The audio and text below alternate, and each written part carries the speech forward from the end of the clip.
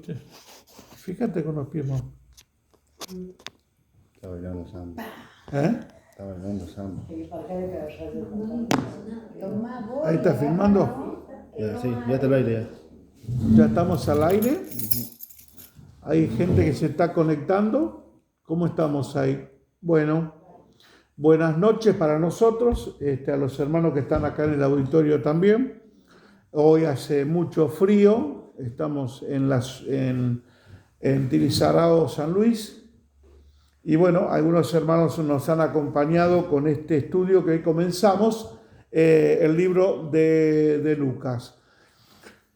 Estamos haciéndolo por plataforma Meet y luego lo vamos a poder transmitir por nuestro canal de YouTube.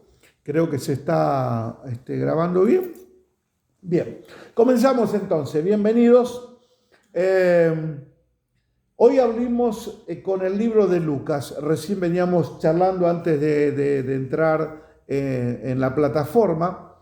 Lucas es un evangelio maravilloso. Para mí, riquísimo, como todos los evangelios, como Mateo, como Marcos y como Juan, por supuesto. Pero Lucas va un poquitito más allá de cómo comienzan tanto Mateo como Marcos y Juan. Obvia totalmente cómo empieza Mateo, Marcos y Lucas. Por eso que se llaman evangelios sinópticos, Mateo, Marcos y Lucas, porque tienen un parecido. Hablan de algunos temas, los tres, algunos le dan diferentes matices, pero hablan de lo mismo. No así Juan. Juan tiene una mirada completamente universal, ya que Juan es utilizado luego por el Señor para dar la revelación final a la Iglesia universal, ¿no es cierto? O sea que como Juan habla, tiene un idioma diferente a los evangelios de Mateo, Marcos y Lucas. Mateo fue escrito exclusivamente para el mundo judío, para que conocieran al rey de los judíos. Marcos fue escrito para los romanos. Es un libro corto que usted lo puede leer en una hora aproximadamente. Ágil, rápido y presenta a Cristo como siervo. Y Lucas lo presenta como hombre. La particularidad del libro de Lucas es que habla mucho de los niños. Habla de la niñez de Jesús y habla de la niñez de Juan el Bautista. Y habla también de los niños. Reivindica el tema de las mujeres. Habla mucho Lucas acerca del tema de las mujeres. Es un evangelio donde tiene una apertura hacia el mundo de aquellos días. Lucas, al ser de oficio médico, era muy preciso al momento de enumerar cosas. Tiene un orden significativo mucho más profundo que los como Mateo, Marcos, sus compañeros, ¿no es cierto? Lucas era griego, se presume que había sido esclavo y que luego de trabajar había podido pagar su libertad. Todo eso se saca de los escritos de los padres de la iglesia, donde enumeran y comentan estas cosas. ¿Cómo comienza el libro? Bueno, el capítulo 1, versículo 1, comienza el Evangelio de Lucas diciendo: puesto que ya muchos han tratado de poner en orden la historia de las cosas que entre nosotros han sido ciertísimas, tal como nos la enseñaron los que desde el principio lo vieron con sus ojos y fueron ministros de la palabra, me ha parecido también a mí, pues después de haber investigado, fíjese que utiliza la palabra después de haber investigado con diligencia, subrayemos la palabra diligencia, investigado, todas las cosas desde su origen, escribírtela por orden. Otra vez, subrayemos la palabra orden, oh excelentísimo Teófilo. Hay varias cosas que se comentan de Teófilo. No tenemos a ciencia cierta cuál de todas ellas es la que merece más atención para que sea veraz, pero el nombre Teófilo significa el amado de Dios o el amigo de Dios. Algunos dicen que fue como un nombre ficticio para escribirle a todos los que aman al Señor, les presento este evangelio. A todos los que aman al Señor y son amigos del Señor, yo les comento todo esto. Algunos dicen que no, la palabra excelentísimo era vamos a decir así, un título de nobleza. Sabemos que cuando el Señor Jesucristo resucitó en la cruz, de la tumba, después de haber muerto en la cruz, resucitó al tercer día, muchos de los sacerdotes, de la nobleza de sacerdotes, dice que obedecieron a la fe. También algunos dicen que era pariente de Caifás, de Anás, de un sumo sacerdote, que también él era sacerdote. Bueno, hay algunos comentarios de eso. Algunos dicen que era un griego convertido al evangelio y que era el dueño de la vida, vamos a decir, en esclavitud de Lucas, que al convertirse al Señor deja libre a Lucas para que lo acompañe a Pablo en su trabajo misionero y se lo pone al servicio. Todo esto son dichos. ¿Cuáles son los que dicen la verdad? Bueno, cada uno tiene sus investigaciones y aportan todo eso. Pero sea como fuere, lo que debemos valorar de Lucas es que él investigó. ¿Y cómo comienza? Bueno, comienza más atrás que todos los evangelios. Comienza con la promesa de nacimiento de Juan el Bautista. ¿Quiénes eran sus papás? Zacarías y Elizabeth. Y lo dice en el versículo 5. Estamos leyendo la traducción Reina Valera. Hubo en los días de Herodes, rey de Judea, un sacerdote llamado Zacarías, de la clase de Abías. Su mujer era de los hijos de Aarón y se llamaba Elizabeth. Verso 6. Ambos eran justos delante de Dios y andaban irreprensibles en todos los mandamientos y ordenanzas del Señor.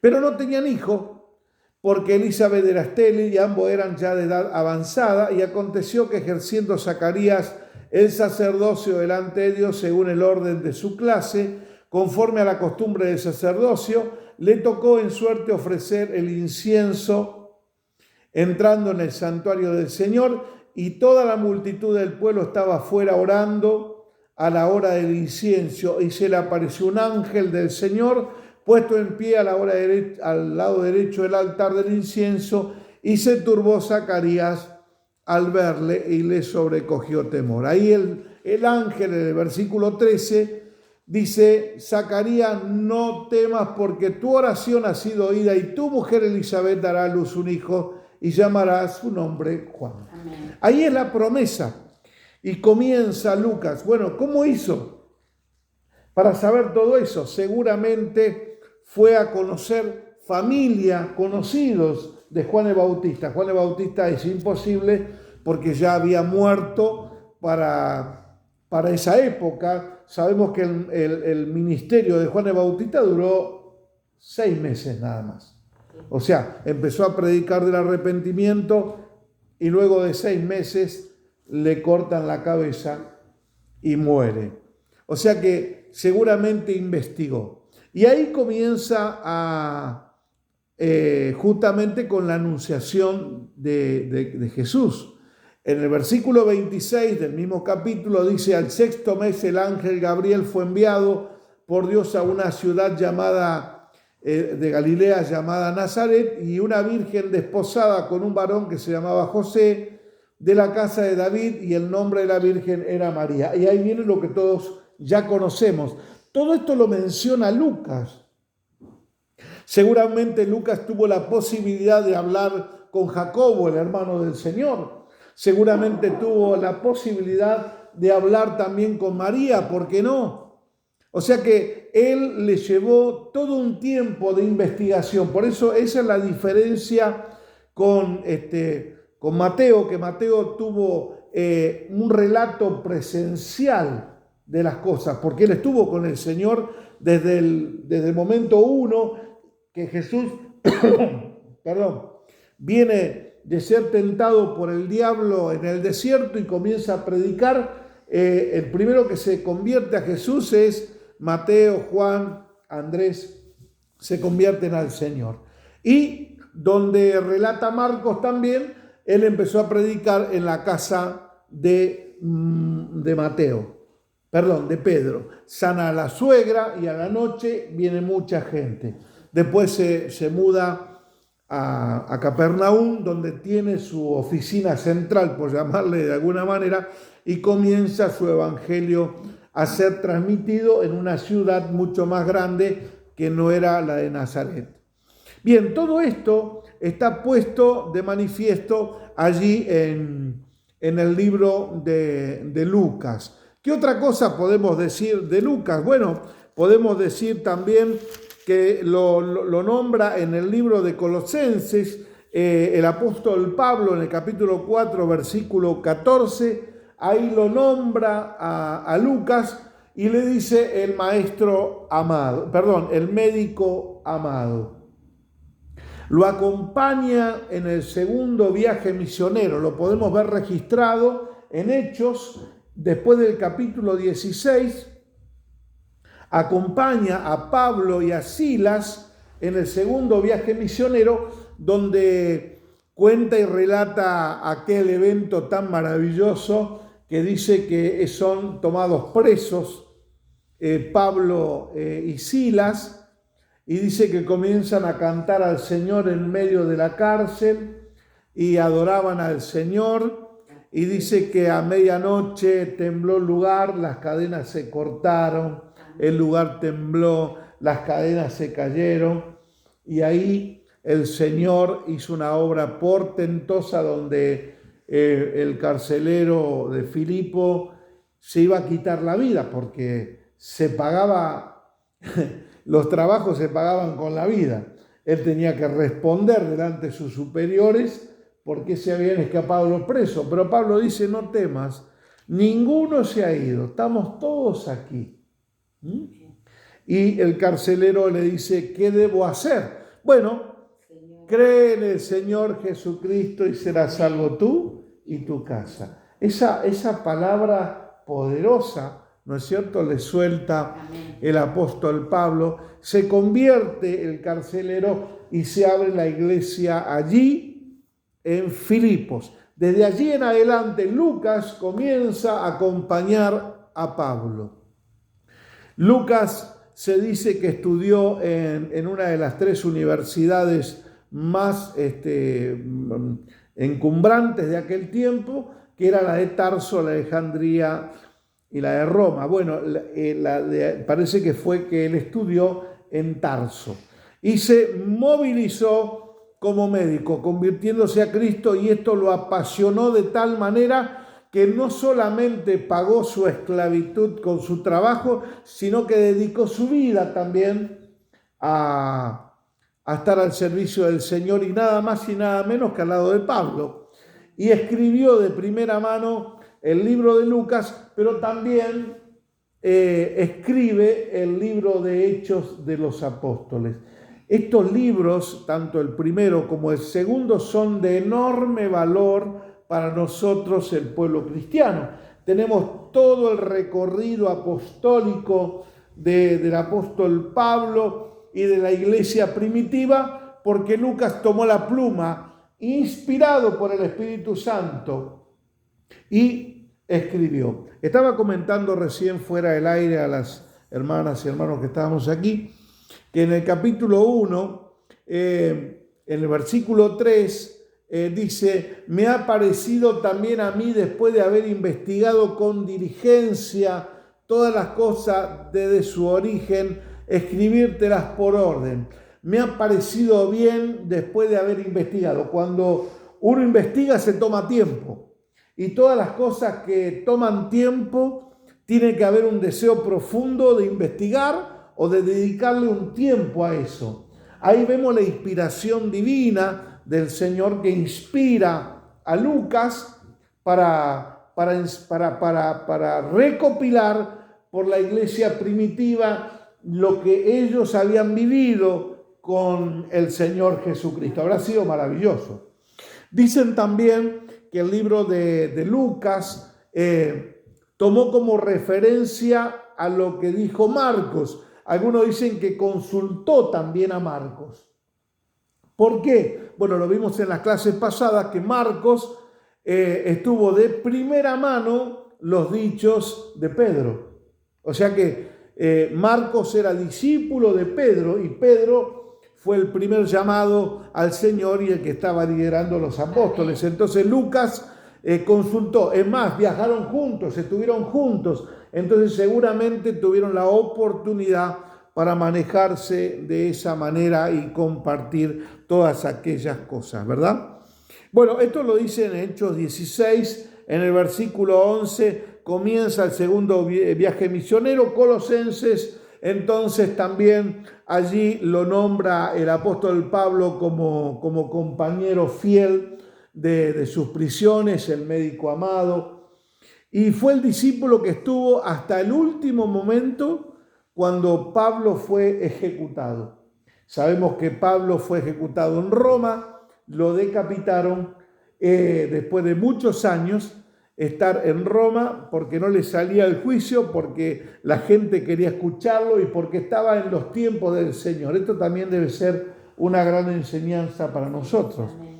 Debemos actuar en los tiempos del Señor y Dios es el que tiene el tiempo de la vida, de la muerte. Nos movemos en Él, andamos en Él, somos de Él, como dijo el apóstol Pablo. Si vivimos, para el Señor vivimos, y si morimos, para el Señor morimos. Lucas, también usted puede leer allí en el capítulo 1, el nacimiento, por supuesto, de Juan, proféticamente. Queda mudo Zacarías, algo que no se habla en los otros evangelios, pero lo pone de manifiesto. También lo que tenemos en Lucas es otro acontecimiento y es en el capítulo 2 de Lucas. Podemos leer un poquitito y el libro de Lucas habla de otro tema muy importante. En el versículo 1, en el capítulo 2, dice que cuando en aquellos días se promulgó un edicto de parte de Augusto César que todo el mundo fuese empadronado, este primer censo se hizo siendo Cirenio gobernador de Siria, e iban todos para ser empadronados cada uno a su ciudad. José subió de Galilea a la ciudad de Nazaret, a Judea, a la ciudad de David, que se llama Belén, por cuanto era de la casa de David. Fíjate que no habitaban allí, pero hubo un hecho, vamos a decir, social, un hecho político, que hizo movilizar a la gente sin saber que era profético lo que iba a acontecer. Y esto lo registra Lucas. José subió de Galilea a la ciudad de Nazaret. Versículo 5 del capítulo 2, para ser empadronado con María, su mujer, desposada con él, la cual estaba encinta. Y aconteció que estando ellos así se cumplieron los días de su alumbramiento. ¡Qué casualidad! ¡Qué casualidad que fueron movidos! Qué casualidad que llegó la fecha del nacimiento, pero nada para Dios es casualidad. Amén. Dios tiene todo, absolutamente todo planeado. Nada lo toma por sorpresa. Y dio a luz un hijo primogénito y lo envolvió en pañales. Mire, yo le he leído en varias traducciones y dice que lo envuelve en pañales. ¿Por qué pone esta afirmación en pañales? ¿Para qué sirven los pañales? Para que el niño haga sus necesidades. Aquí está bien claro que Lucas lo pone no como un Dios, porque oiga, él está hablando de un mundo griego. Y los griegos muchos creían en los semidioses y en los dioses, ¿no es cierto? Pero aquí lo presenta que este es el Hijo de Dios, pero usa pañales. O sea, lo presenta como hombre, con sus necesidades fisiológicas y como niño débil, completamente débil, necesitado de su mamá, cuidado por su mamá y por su papá. Observe que dice en pañales, porque Ninguno de nosotros, o cuando nace un niño, ninguno pone pañales. Nació el niño, se sabe que todo niño, niña, cuando nace necesita pañales, pero acá lo escribe. ¿Y por qué lo escribe? Y lo señala en su evangelio. Lo muestra, él fue como cada uno de nosotros, hombre. Él padeció como hombre. Él se hizo siervo más bajo que el hombre. Pero fue tentado en todo, dice la Biblia. Y esto exacto, pero no pecó. Entonces, lo que este evangelio queda y transmite Lucas es justamente eso, que fue un niño como hombre, se crió y con las necesidades fisiológicas. Esto es para sobresalir. No lo menciona ni Mateo, ni Marcos, y mucho menos Juan.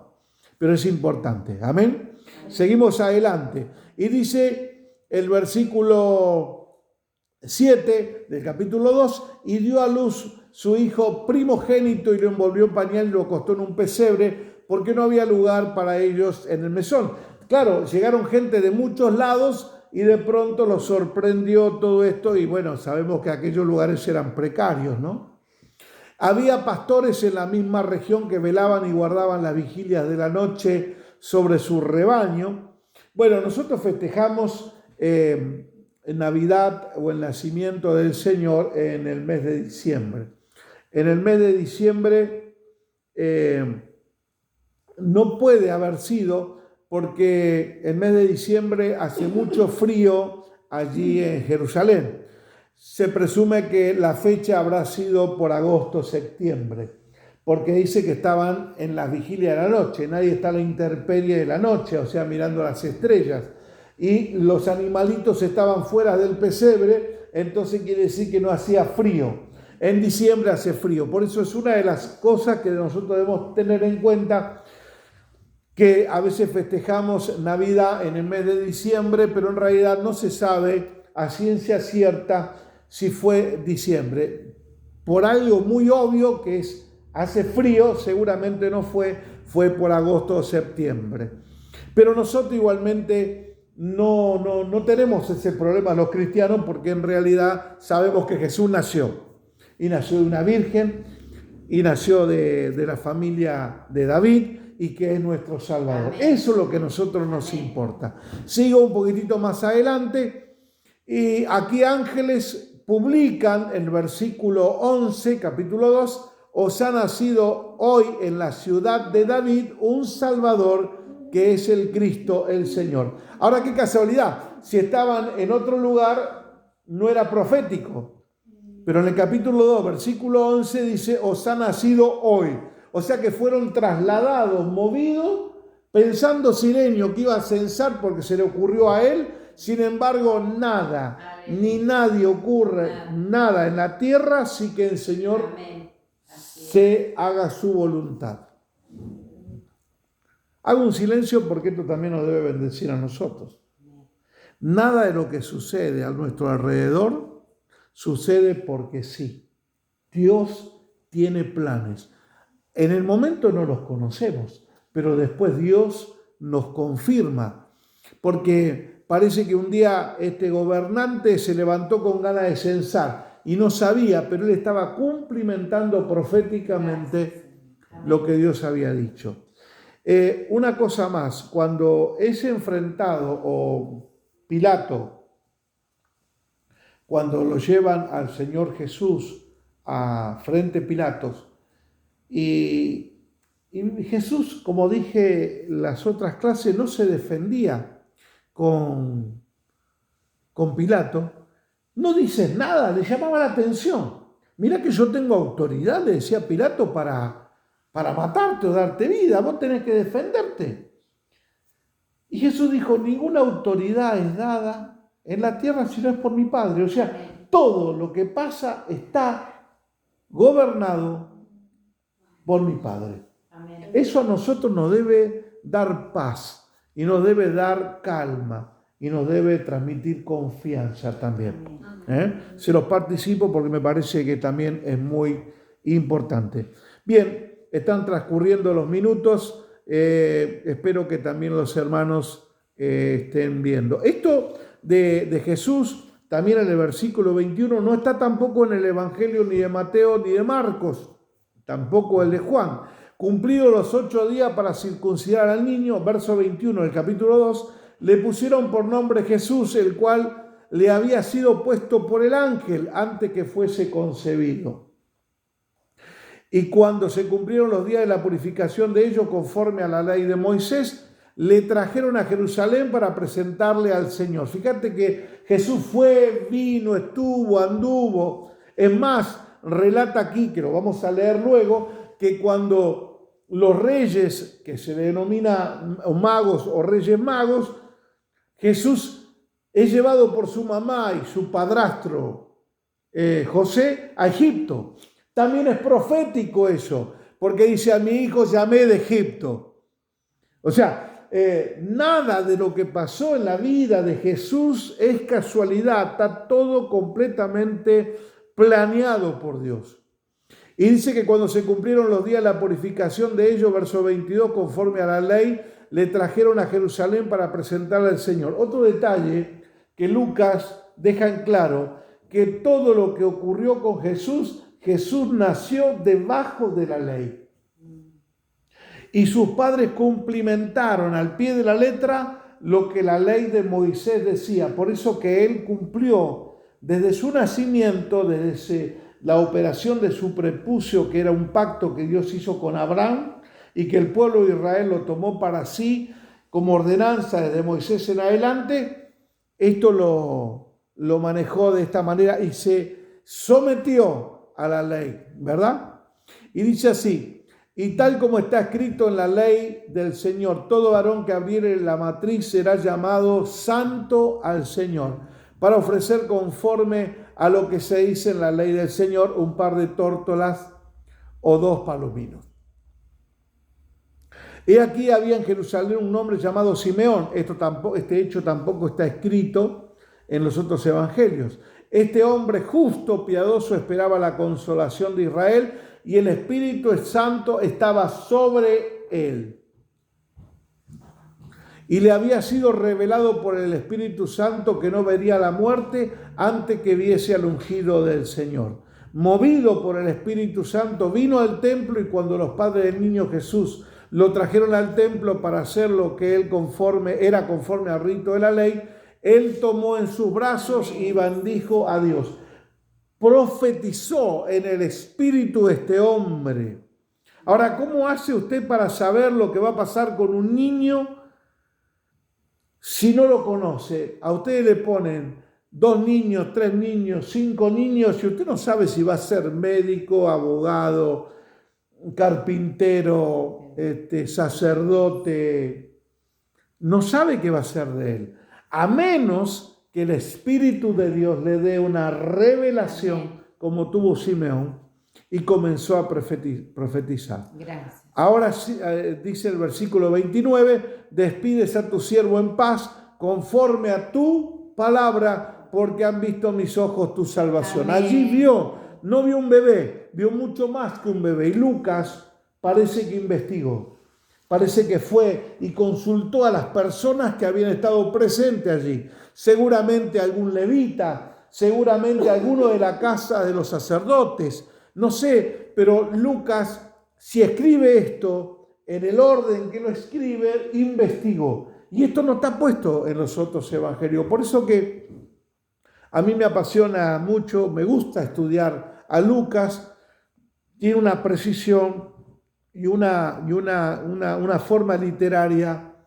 Incluso muchos, no en Lucas, sino en Hechos, que lo veremos más adelante, cuando escribe y da los nombres de los que, vamos a decir, estuvieron en la época de Pablo, también los nombres y los cargos son hechos con mucha precisión, que muchos historiadores no cristianos consultan a Lucas, porque Lucas da detalles muy precisos sobre la historia.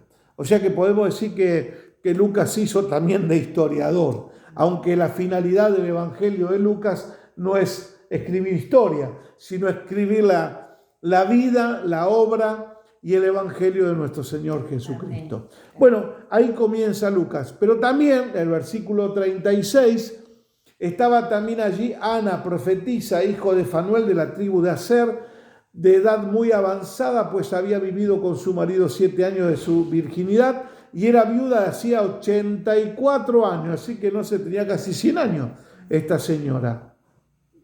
Y hablaba del niño a todo lo que esperaban la redención de Jerusalén. ¿Cómo podía hablar del niño si no lo conocía? A menos que el Espíritu de Dios esté sobre ella.